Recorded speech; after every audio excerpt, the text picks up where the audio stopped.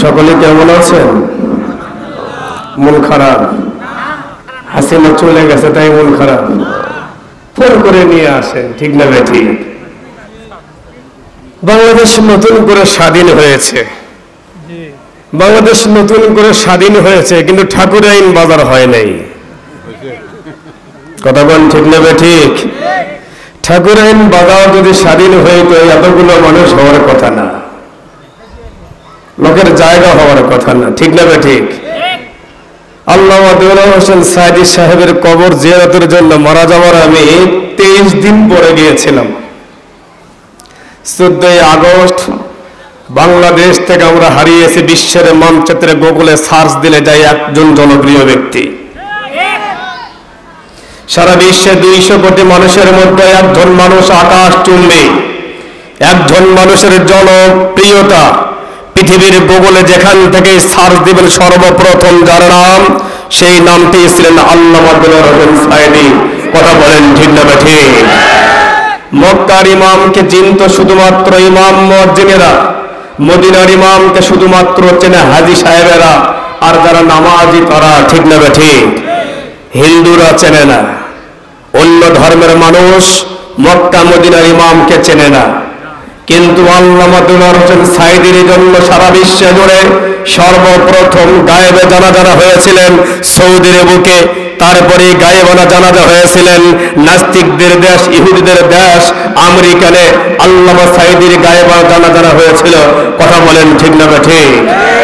যে দেশের মাটি থেকে হারিয়েছি আমরা রত্ন, যে দেশের মাটি থেকে হারিয়েছি আমরা আমাদের জীবন প্রাণের স্পন্দন আল্লামা দেওয়ান হোসেন সাইদিকে, সে দেশের মাটিতে 14 আগস্টে 1 কোটি মানুষের চোখের পানি বাংলাদেশের জমিন কেটেছিল। সেই দিন আকাশ থেকে বৃষ্টি হয়ে পাপ মোচন করে পিরোজপুরের মাটি ধন্য করেছিল কবরের মাটি। ঠিক 1 বছরের পর আগস্ট মাসেই বাংলার জমিন থেকে কাল নাগিনী বিদায় হয়েছে। কথা বলেন, ঠিক না ঠিক? প্রিয় ভাইয়েরা আমার, আমি আপনাদের এখানকার পুরোনো বক্তা, ঠিক না ঠিক? আমাকে আগে দেখছেন কে? হাত তোলেন তো দেখি। দেখছেন তো? আলহামদুলিল্লাহ। আমার স্বভাব আর দোষ একটাই, হক কথা বলা। কোন কথা বলা?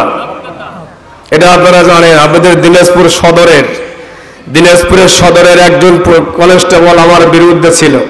2019 সালে 20 সালে আমাকে আমার মাহফিল নিষিদ্ধ করেছিল, দিনাজপুরের সদরে আসতে পারি নাই। 2019 সালে 16 ফেব্রুয়ারি, 2020 সালে 16 ফেব্রুয়ারি কোরআনের কথা বলতে গিয়ে গাইবান্ধা জেলার গোবিন্দগঞ্জ থানা 13 নম্বর ইউনিয়ন পরিষদ শালমারা স্টেশন, আপনারা যারা ট্রেনে যাওয়া আসা করেছেন তিনারা দেখেছেন। ঠিক সেই জায়গায় আওয়ামী লীগের চালাচামুন্ডারা আমাকে স্টেজের উপরেই আক্রমণ করেছিল, এটাও দেখেছেন। এরপরে থেকে জীবন নিয়ে চলা ছিল আমাদের কঠিন। রাজপথে থাকতে পারি নাই, ময়দানে ঘুরতে পারি নাই, জীবন সব সময় থাকতো আজরাইলের হাতে, কিন্তু আল্লাহ বেঁচে রেখেছিল কোরআনের কথা বলার জন্য। আওয়াজ দিয়ে বলেন, ঠিক না বেঠে? যদি তাই হয় তাহলে যে দেশের মানুষ 1423 জন মানুষ, 1423 জনের জীবন এবং রক্তের বিনিময়, 5 আগস্টে রক্তের বিনিময় 1423 জন, 22,000 মানুষ আহত অবস্থায় হাসপাতালে, এই সর্বমোট 23,500 মানুষের রক্তের বিনিময় বাংলাদেশ নতুন একটা ইসলামী দেশ, নতুন একটা ইসলামী দেশ পেতে চলছে। আওয়াজ দিয়ে বলেন, ঠিক না ঠিক? যদি আপনি নতুন দেশের কর্মী হতে চান, যদি আপনি নতুন দেশের নাগরিক হতে চান, তাহলে কোরআনের মাহফিল হবে যেখানে, আপনি ঘরে বসে থাকতে পারেন না সেখানে। কথা বলেন, ঠিক না ঠিক? অনেক ভাইয়েরা রাস্তায় দাঁড়িয়ে আছে, আমি তাদের জন্য বলছি, ভাই আমি ওয়াজের জন্য আসিনি না, আমি আপনাদের এখানে ওয়াজ করেছি 3 বছর। বিগত এই প্যান্ডেলে 3 বছর কথা বলেছি, আনোয়ার ভাই আমাকে নিয়ে এসেছে। আপনারা শুনলে অবাক হয়ে যাবেন, বর্তমানে সময়ে বক্তাদেরকে সিরিয়াল দিয়ে পাওয়া যায় না।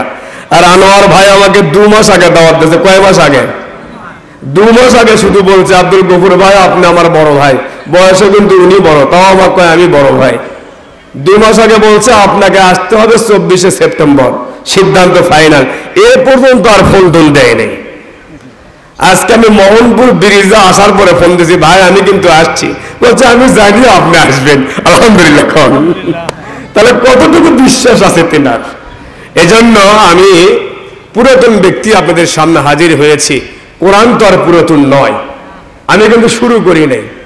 যে সমস্ত ভাইয়েরা বাহিরে দাঁড়িয়ে আছেন, বসে আছেন না, আপনাদের কাছে আমার দৃষ্টি আকর্ষণ, যদি চলে যান বড় কষ্ট পাবো। হাসিনা যেমন চলে গেছে, একদল কষ্ট পাচ্ছে, আপনি এখান থেকে গেলে আমি কষ্ট পাবো। ঠিক না বেটি? থাকবেন তো ইনশাআল্লাহ। আসসালামু আলাইকুম ওয়া রাহমাতুল্লাহি ওয়া বারাকাতুহু।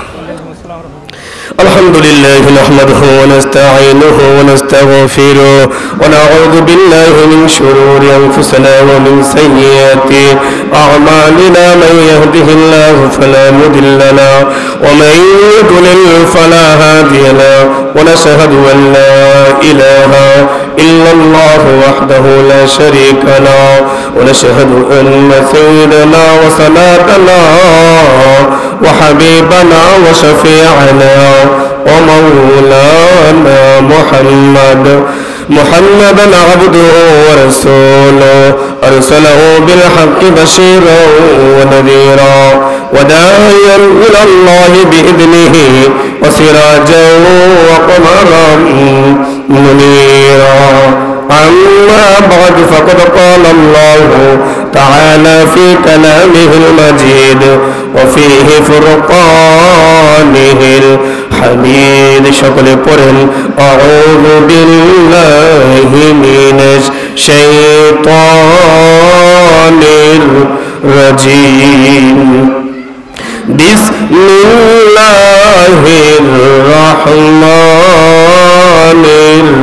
الرحيم.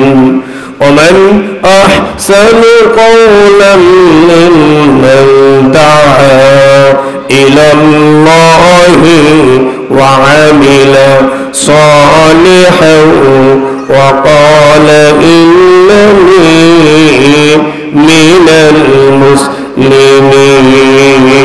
صدق الله. قال النبي قال رسول الله صلى الله عليه وسلم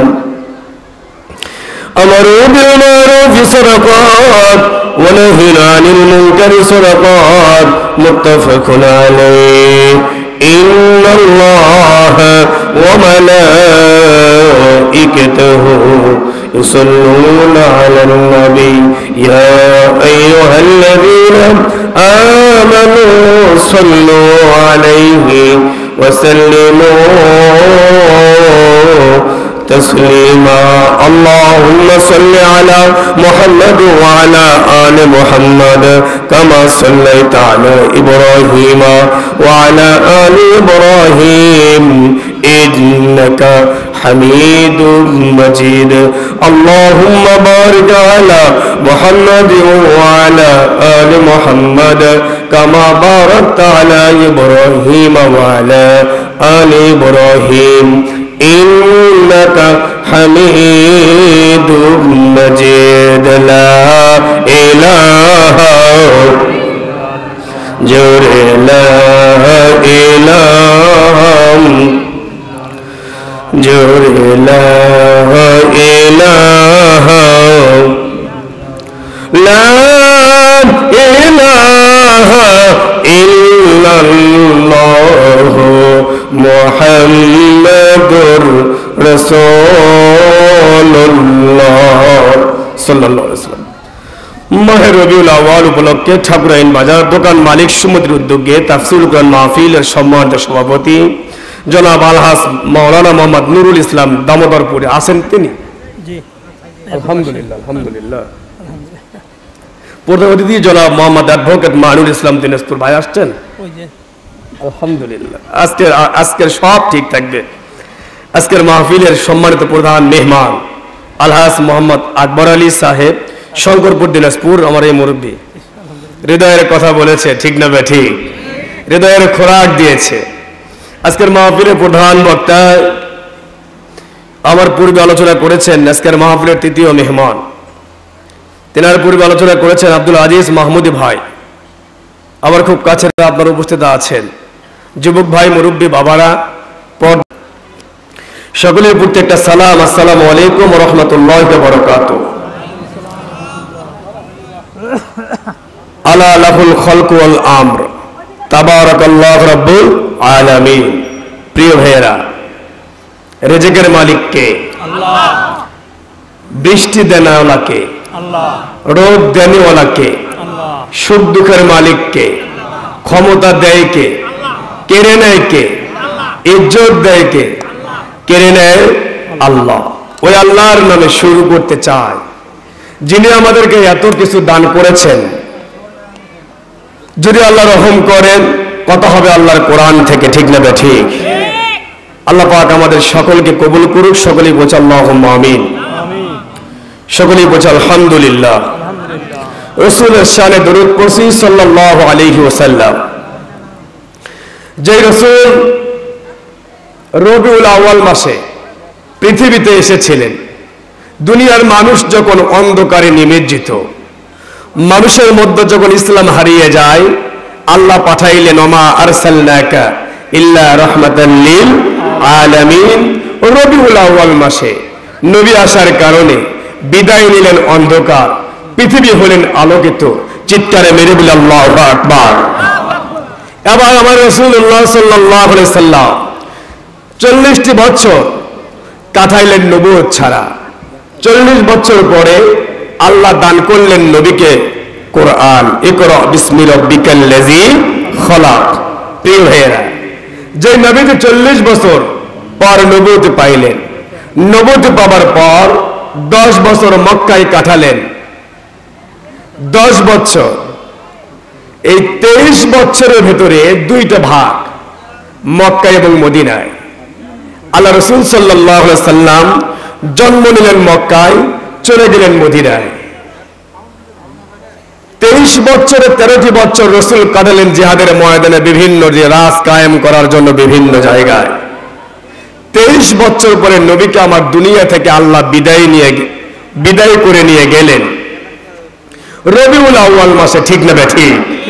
ওয়ারিস হিসেবে, সম্পদের ওয়ারিস হিসেবে নয়, সম্পদের ওয়ারিস হিসেবে নয়, দিন কায়েমের লক্ষ্যে, দিন কায়েমের লক্ষ্যে আমার ওয়ারিস হিসেবে দায়িত্ব দিয়ে গেলাম আলেম ওলামাদেরকে। চিৎকারে মেরে বলি আল্লাহু আকবার।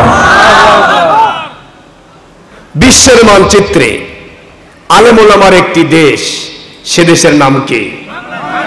সে দেশের নাম কি? কথা বলেন, সে দেশের নাম কি?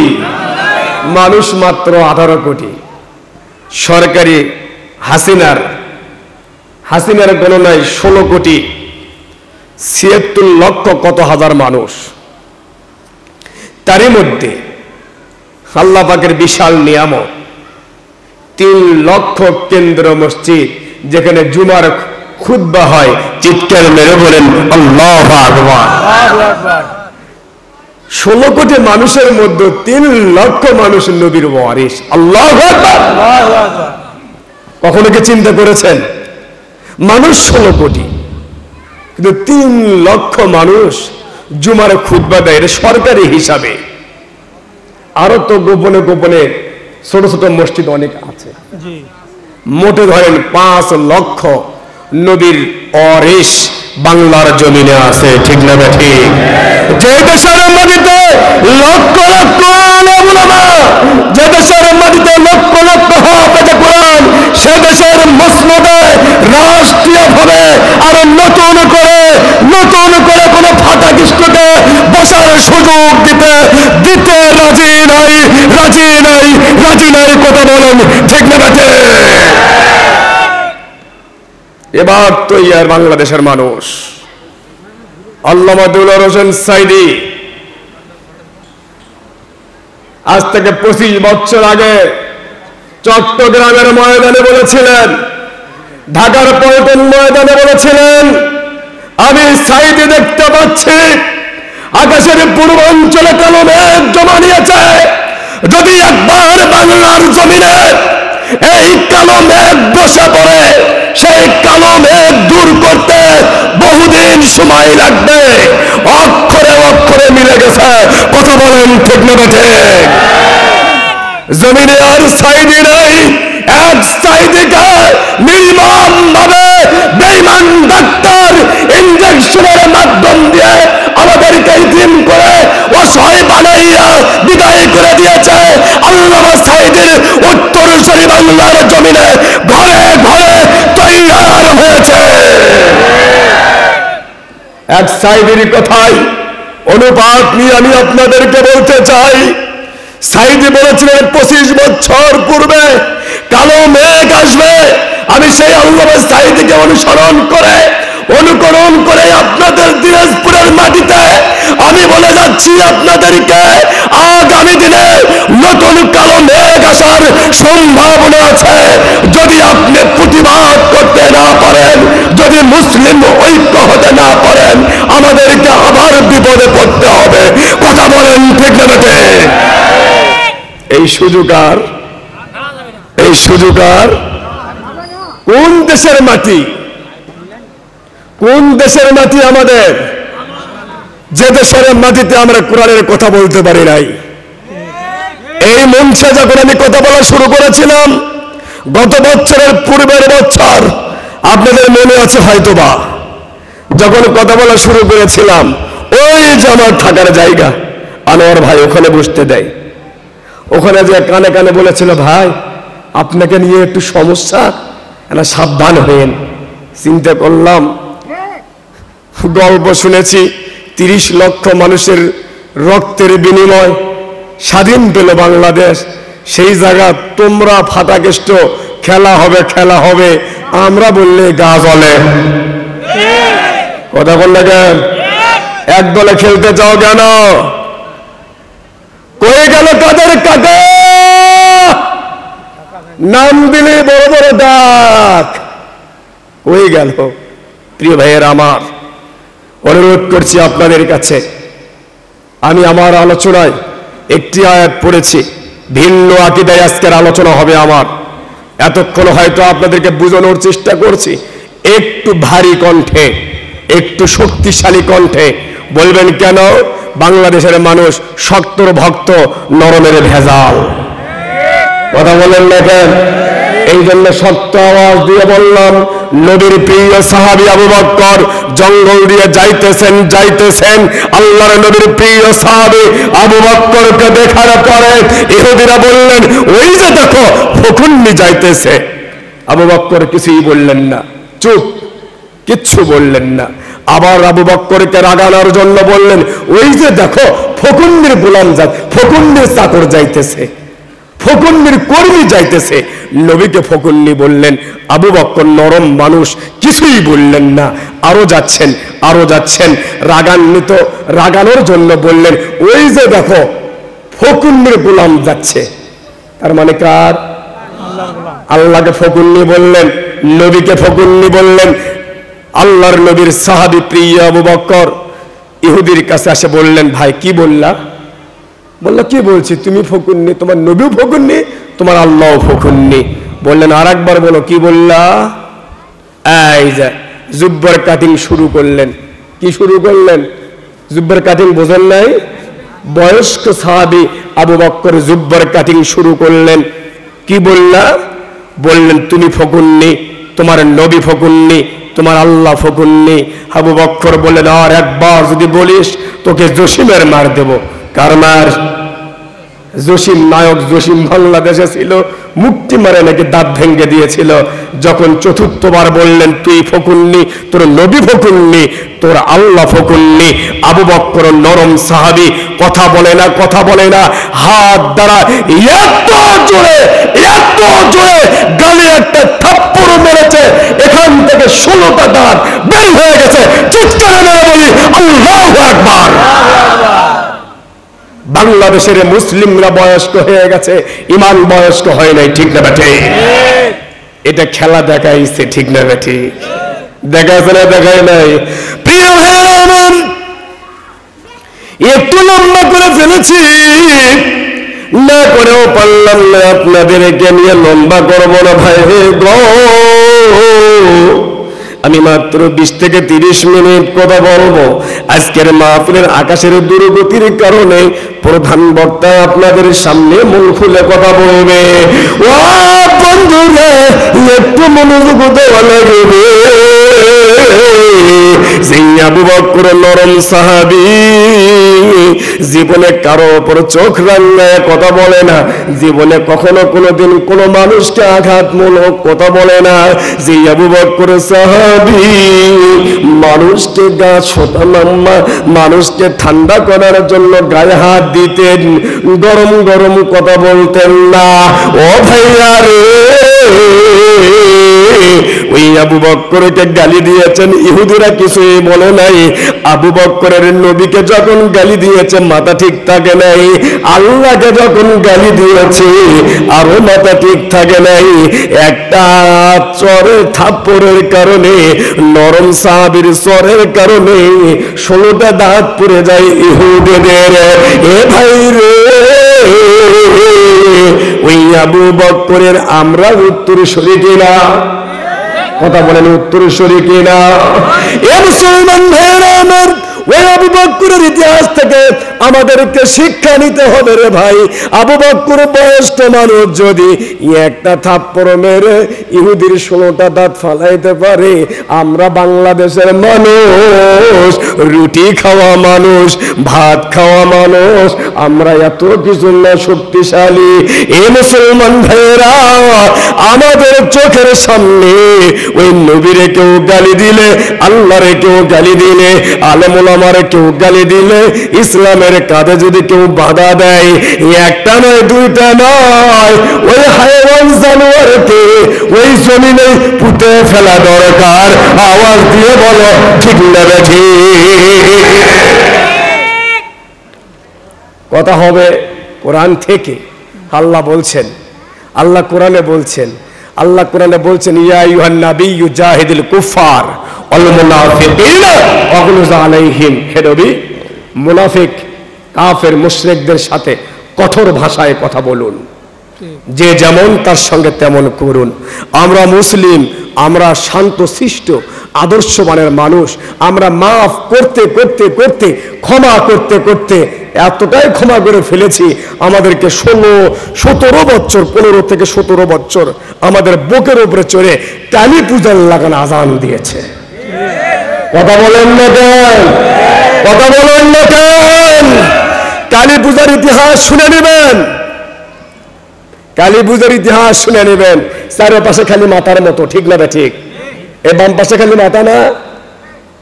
আমি তো আর হিন্দু ধর্মের মানুষ না, আমি যেটুকু বইয়ে দেখেছি সেটুকু বললাম। সত্য মিথ্যা ঠাকুরেরা ভালো জানে। আমি একটা গল্প শুনেছি, গল্প পড়েছি, খালি সমানে মাথা কাটিছে আর ভেতরে রাখছে। রাখতে রাখতে মনের রাগ যখন থামে নাই, এরপরে যাচ্ছেন রাগের মাথায় এই কালী পূজা যিনিকে, এনার স্বামী আসতেছে বাড়িতে। আসার পরে দেখে সব তছনছ, খালি মাথা, খালি দেহ পড়ে আছে, মাথা নেই। মাথা কোন জায়গায় দেখে হলো ঘাড়ের ওপর মাথা। এইপর বউ যখন রাগান্বিত, স্বামীরা তখন নরমাল হয়। কথা বল ঠিক না? ঠিক। স্বামী তখন ভয়ে শুয়ে পড়ছে ঘরের গেটে। এরপরে বউ তো রাগান্বিত অবস্থায় 3-4টা মাথা ঝুলে নিয়ে আসে কাঁধের উপর করে। এরপরে ওই তরবারি, দেখেন হাতে কিন্তু তরবারি আছে, একটা হাতে কিন্তু একটা তরবারিও আছে, এই মিলে টোবলাও কয়েকটা আছে। এরপরে এই তরবারি নিয়ে যাচ্ছেন বাহিরের দিকে। বাহিরের দিকে যাবার ধরতেই দেখে, এই আপনার যখনই রাস্তার উপরে পা দিয়েছে, আপনার ঘরের দরজায় পা দিয়েছে, দেখে একজন মানুষ শুয়ে আছে। নিচের দিকে তাকিয়ে দেখে এটা অন্য কোনো মানুষ নয়, আমারই স্বামী। যেই দেখেছে স্বামী এত বড় জিব্বা দেরি করেছে। কথা বল না কেন? আরো জোরে বলেন। এই যে জিব্বাটা বের করে দিল, সেই ছবি আজও আছে না নাই? উনি 3-4টে মানুষ মারার পরেও, প্রতিশোধ নেবার পরেও আগুন থামে নাই, জ্বালা যন্ত্রণা থামে নাই। এরপরেও স্বামীর উপর আক্রমণের জন্য যাচ্ছে। ঠিক বাংলাদেশে নাস্তিকে নাগিনে প্রথম 5টি বছর পিলখানায় হত্যা করার পর, শত শত মানুষ হত্যা করার পর, অবশেষে আলেমদেরকে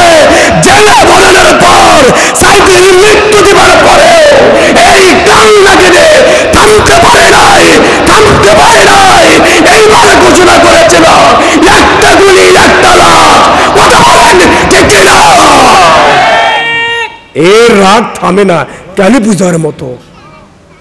এর পূর্বের ইতিহাস হাতায় দেখবেন যে এই ভাইয়েরা আমরা আওয়ামী লীগ করতেন, আপনাদের সামনে আমরা ওপেন করে কথা বলছি, আগেও বলছি, আমরা আগেও ওপেন করেছি, এখনো ওপেন করছি। ঠাকুরগাঁ জেলায় আমার ক্যামেরা কেড়ে নিয়েছে, কথা বলতে দেয় নেই, এখন কে বাধা দিবে? ওপেন করে গেলাম।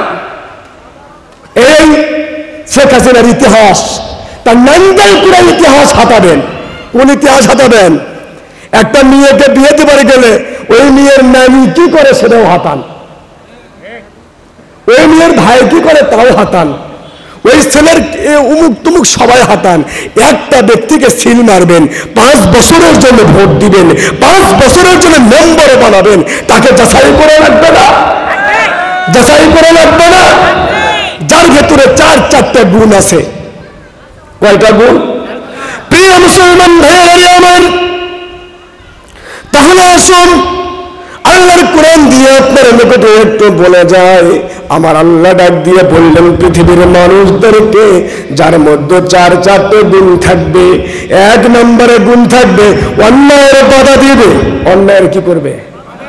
2টা ভালো 2টা মন্দ, 2টা ভালো 2টা মন্দ যার মধ্যে থাকবে, ভোটের সিলটা তার কাছে মারা লাগবে। আল্লাহু আকবার। এখানে যারা আছেন, আজকে আপনার মোবাইল সিমে 5 লক্ষ টাকা বিকাশে ঢুকেছে, ওই সিমটা আপনার হেরে গেছে, সিমটা এখন তোলা লাগবে। এই হাতের ফিঙ্গার দিয়েছিলেন, এই হাতের ফিঙ্গার দিয়েছিলেন, এই আঙ্গুলে সিম তোলার সময় মেশিনে কাজ করতে গিয়া এই আঙ্গুলটা কেটে গেছে, এই আঙ্গুলটা কেটে গেছে, অথবা এখানে ফোসা পড়ে আঙ্গুলটা কেটে গেছে। আপনার কাছে আমার প্রশ্ন, সিমের অফিসে যায় দুলে ভাই, খালাতো ভাই, মামাতো ভাই 14 গোষ্ঠীর পরিচয় দিলে সিমকে উঠবে? কথা বল না, উঠবে কি? এমপি মন্ত্রী নিয়ে গেলে উঠবে কি? উঠবে না। তার মানে বোঝা যায় এই ফিঙ্গার ফিনের এতটাই দাম, ঠিক না? ঠিক। যদি এই ফিঙ্গার ফিনের এতটাই দাম হয়, আপনি একটা মেম্বারকে, আপনি একটা চেয়ারম্যানকে, আপনি একটা এমপিকে, আপনি একটা মন্ত্রীকে এই ফিঙ্গার দিয়ে ভোট দেন, কথা বল না? রাগ করলেন? আমার উপর রাগ করেছেন? আমি টানা 10 দিন থেকে অসুস্থ, আমি আর ভাইকে বুঝাতে পারি নাই। এরপরেও মনের আবেগ দিয়ে বলছি, আপনি দুনিয়ার জমিনে সিম উঠাইতে পারতেছেন না আঙ্গুলের একটা না থাকার কারণে, তাহলে আপনার ভোট দেওয়ার কারণে আপনার মেম্বার হাউজি করত, আপনার ভোট দেওয়ার কারণে আপনার চেয়ারম্যান উপর থেকে এপারে ইয়াবাহা নিয়ে আসতো, আপনার ভোট দেওয়ার কারণে, ক্ষমতা পাওয়ার কারণে উপর থেকে এপার 2 নম্বরে ব্যবসা করত। কথা কয় না বা? আপনারা কি টেনশনে আছেন? কথা কয় না? আমি আসছি 135 কিলো রাস্তা দূরে, আমার বউ বাচ্চা রেখে, মা বাবা রেখে আমি যদি হক কথা বলতে পারি, আপনাদের আওয়াজের উত্তর দিতে সমস্যা কোথায়? তার মানে স্বাধীন হয় নাই, তার মানে স্বাধীন হয় নাই। বাইতুল মুকাররমে গত শুক্রবারে গোপালগঞ্জ থেকে লোক ভাড়া করে নিয়ে যায়, বাইতুল মুকাররমের মধ্যে মারামারি করেছে এক খুনি হাসিনার লোক, প্রকাশ করেছে, নিজেরাই সাক্ষাৎকারে প্রকাশ করেছে। বাইতুল মুকাররমে মারামারি করার জন্য, রক্ত খনন করার জন্য যে কাল নাগিনী আল্লাহর ঘরে মসজিদের মধ্যে রক্তপাত করতে চায়, এমন কাল নাগিনী বাংলার জমিনে জুতা ফুটা করে মৃত্যু দেওয়া দরকার।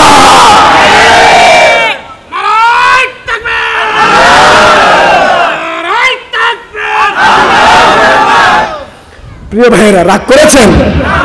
রাগ করেছেন? ওই যে কালীর উদাহরণ দিলাম, 3 জন মানুষ মেরেছে, স্বামীর বুকে পা দিয়েছে, তবুও রাগ থামে না। এর হয়েছে তাই 17 বছর খাবার পরেও এখনো বাইতুল মুকাররম নিয়ে ষড়যন্ত্র করতেছে। আমরা চাই অনতি অবিলম্বে এদেশের প্রধান উপদেষ্টার মাধ্যম দিয়ে এই খুনিকে বাংলার জমিনে চাই। আল্লামা দিলওয়ার হোসেন সাঈদীকে মিথ্যা মামলায় বছরের পরে বছর রেখেছে। সাঈদী সাহেব বলেছিল আমি রাজাকার নই, একটা প্রমাণ দিতে পারলে আমি 5 কোটি টাকা উপহার দেব, আমি মন্ত্রিত্ব ছেড়ে দেব। কেউ প্রমাণ করতে পারে নাই। সেই মানুষকে যেমন করে ফাঁসানো হয়েছে, ঠিক একই কায়দায় তোমাদেরকেও তৈয়ার করব। ঠিক না ঠিক? প্রিয় ভাইয়েরা আমার,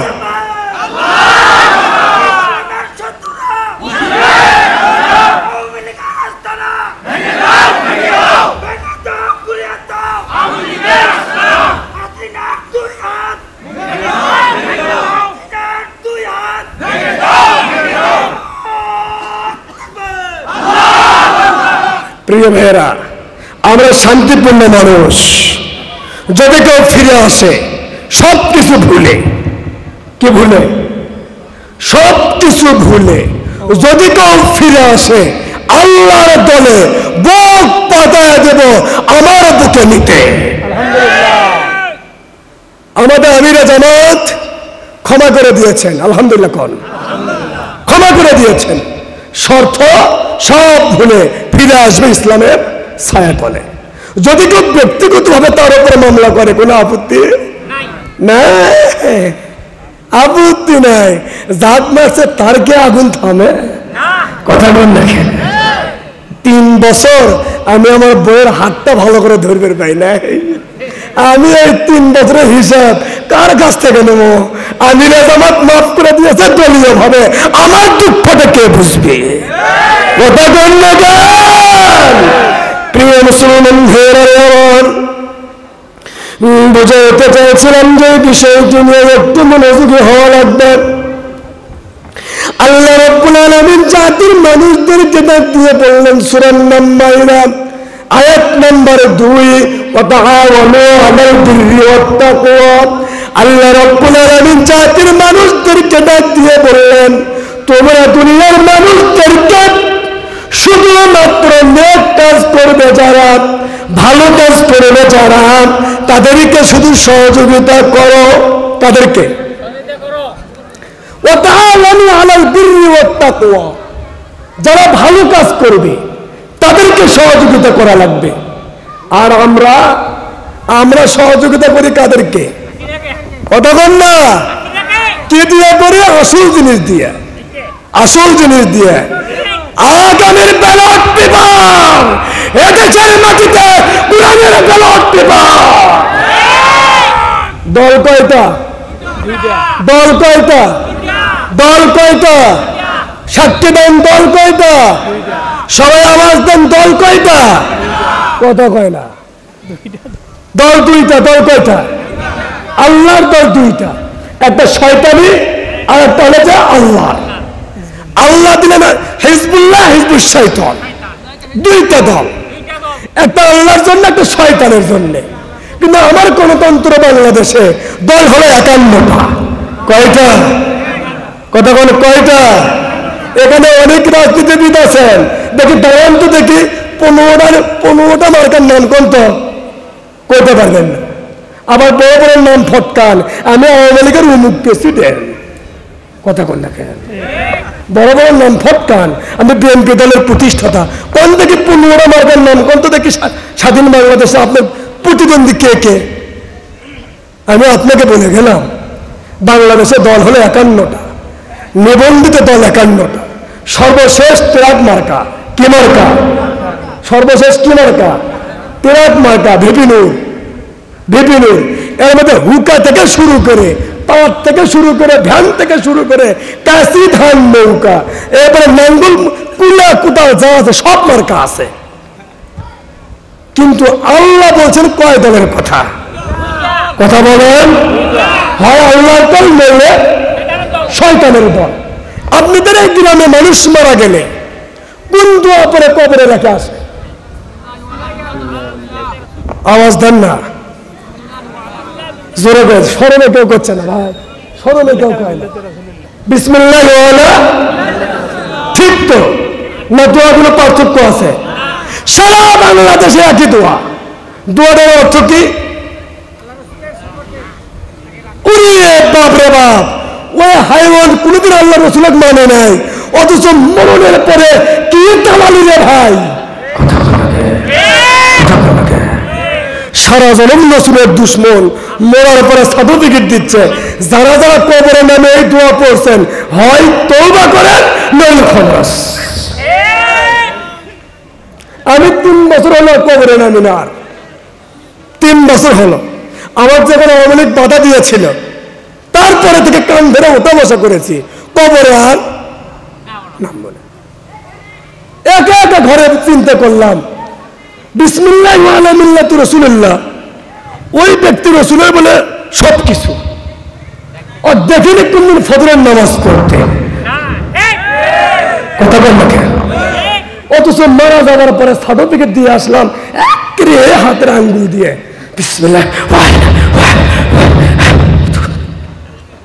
থুয়ে চলে আসলাম। সারা জনম অন্যায় করেছে, আর আমি হুজুর 5,000 টাকা মাসে ইমামতি করে খাই। এখন দোয়া যদি না কই, চাকরি আমার যায় যায় বাধ্য আমরা মলবিরা কই কষ্ট মষ্ট করে এই দোয়াটাই কই, কথা কয় দেখে। এই যে ও মিথ্যা কথা বললো, হুজুরও মিথ্যা কথা বললো। আগামী যদি কেউ মারা যায়, কবরে নামালিয়ে থামবেন, নামবেন না। কেউ নামালে নামবেন না। কে? আমি কবরত নামবো না, কি জন্য? মিথ্যা কথা কবার পাবো না। ইনকে 4-5টা কবর থেকে ঘুরে গেলে ওই ঠিক হয়ে যাবে, কথা কোন ঠিক যাবে। ঠিক করে কথা আছে না নাই? মৌলবীরা চাপে ছিল, জিহাদি চাপে ছিল না তো জিহাদি। আরেকটা গল্প দিয়ে শেষ করব। আমার মসজিদের মুসল্লি, আমার খুব কাছের মানুষ, আমার পরিচিত একজন বিয়ে পড়াবার নিয়ে গেছে আমাকে। আমি ভাই বিয়ে পড়াতে পারি কম। ওই যে ছেলে সই করে না বাবাজি, সই করার সময় 3 লাখ টাকা দেবেন। কয় লাখ? 2 লাখ নগদ, 1 লাখ টাকা বাকি। ছেলের বাপ বলতেছে, না বাকি তো আমি বিয়ে করাবো না। 500-এর এক লোক দাঁড়ায় বলতেছে, ভাই বাকি তো না, একটু পরেই দিচ্ছি। কয় না, আগে টাকা। ওই লোক করতে গরুর ব্যাপারী, গরুর ব্যবসা, আগের টাকা সবসময় থাকে না। বাড়িতে যায় 2 লাখ টাকা নিয়ে যাচ্ছে, একটা খুচরা আর একটা লোট টাকা। আসে বলছে, কোনটা নেবা নাও। লোকটা বাসে গেছে, ছেলে সই করলো। এখন কাম কার? সই স্বাক্ষর শেষ, এখন কাম কার? মলবি না? মলবি করে কাম কিনা? মলবি তো আমি। আমার সামনে এই ঘটনা, আমি কি চুপ করে থাকে মাল? কথা কয় মরণে কত? 5 লক্ষ টাকা। মনে মনে ভাবলাম ব্যবসা ভালো, আলহামদুলিল্লাহ ব্যবসা ভালো। এরপরে করলাম টাকা দেন, বসলাম টাকা দেন। 40,000 টাকা গহনা বাবদ নগদ বুঝে পাইয়া অবশিষ্ট টাকা বাকি রাখিয়া আমি বললাম, আমি তো গিয়ে পড়াবই না, যে মলবি পড়াবে তা ছাড়বো না। সম্পূর্ণ 5 লক্ষ টাকা বুঝে দিয়ে আজকে বিয়ে করা লাগবে। হারামটা প্রতিষ্ঠিত করবা আর হালালটা প্রতিষ্ঠিত করবা না, এটা হতে পারে না। এই যে কেসার বাজে গেল ভাই, আমি তো বাজে দিয়ে আন নাই, আমার কত টাকা দেওয়া লাগবে। নইলে বিয়ার আল্লাহ যৌতুক হারাম করেছে, মহরমাকে ফরজ করেছে। আলমুল সাক্ষী দেন, ঠিক না ঠিক? এটা নিয়ে বাহাদুরি। এজন্য বলছি প্রিয় ভাইয়েরা আমার, কিছুক্ষণের মধ্যে প্রধান বক্তা চলে আসবে আপনাদের স্টেজে। আমি আমার অসুস্থ শরীর নিয়ে অনেক কথা বলেছি, তথ্য দিয়ে যাচ্ছি আপনাদেরকে। এই হাতের আঙ্গুলের যে ব্রাত, যে আপনারা ফিঙ্গারটা দিবেন, মনে রাখবেন এই ফিঙ্গার হবে জান্নাতি, এই ফিঙ্গার হবে জাহান্নামী। এই ফিঙ্গার জান্নাতি আর জাহান্নামী। মান তাসাব্বাহা বিকওমিন ফাহুয়া মিনহুম, যার সাথে তার মহব্বত তার সাথে তার কিয়ামত।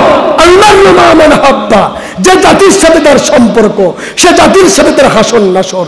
তাহলে আপনি ফিঙ্গার দেওয়ার কারণে সে চেয়ারম্যান হয়েছে, উপার থেকে পারে ট্যাবলেট নিয়ে এসেছে, অন্যায় না নাই? কথা কন্যা রে ভাই, সে সীমান্ত বর্ডারের কথা কন না। আপনাদের সমস্যা কি? খালাম্মা গে পাশে আছে নাকি? খালাম্মা গে পাশে আছে যে কখন জানি আসে? আমরাও চাচ্ছি আসো, ঠিক না বেবি? আমরাও চাচ্ছি আসো। শুধু এটুকু বলে যায়, হযরত ওমর রাদিয়াল্লাহু তাআলা আনহু ওনার ছেলে, দ্বিতীয় ছেলে নেশা করেছিল। কি করেছিল? কথা বলেন। নেশা তো নয়, খেজুরের রস জাল দেওয়ার পরে সেই সময় নেশা হতো। তা দুদিন পরে খেয়েছে, মাথাতে টকর বকর করে পড়ে গেছে অন্য একটা রাস্তা দিয়ে যাবার সময়। এখানে দুইটা কথা আসছে, একটা মহিলার উপরে অথবা কোনো সাইডে পড়ে গেছে। এই বিচার চলে গেছে বাবার দরবারে। ওমর ছিলেন কঠোর শাসক, ছিলেন কঠোর। বিচারের রায় দিলেন 80টা বেত্র আঘাত করা লাগবে, গায়ের জোরে মারা লাগবে। কিসের জোরে? হাদিসটি যদিও শিক্ষামূলক, আমি এটুকু বুঝাতে চাই, 60টি আঘাত করার পরে 40টি আঘাত পরে ওমরের স্ত্রী এসে বলছিল, আমার প্রাণের স্বামী, ছেলেটাকে ছেড়ে দাও, অসুস্থ, পড়ে গেছে, আহত, বলছে এখান থেকে চলে যাও। 60টি আঘাত করার পরে এই দুইটা কথা আসছে, কেউ বলেছে মারা গেছে, কেউ বলেছে মারা যায় নাই। ধরেন মারা গেছে, কবরস্থ করা হলো। কবরস্থ করার পরে ওমরের রাগ থামে না। কয়টা আঘাত করা লাগবে? কয়টা? 80টা। ইমানদার হওয়ার জন্য 80টা বেত্র আঘাত করা লাগবে। ওমর ডাক দিয়ে বললেন, কবরে চলে যাও। কবরে যাবার পরে কবরের উপরে বাকি 20টা আঘাত করো। চিৎকার করে বলে আল্লাহু আকবার। ওমরের শাসন, ওমরের শাসন বাংলাদেশে আইন হবে, ওমরের শাসন হবে। তুমি হাসিনা আলমদের বারে যেখানেই লুকিয়ে থাকো,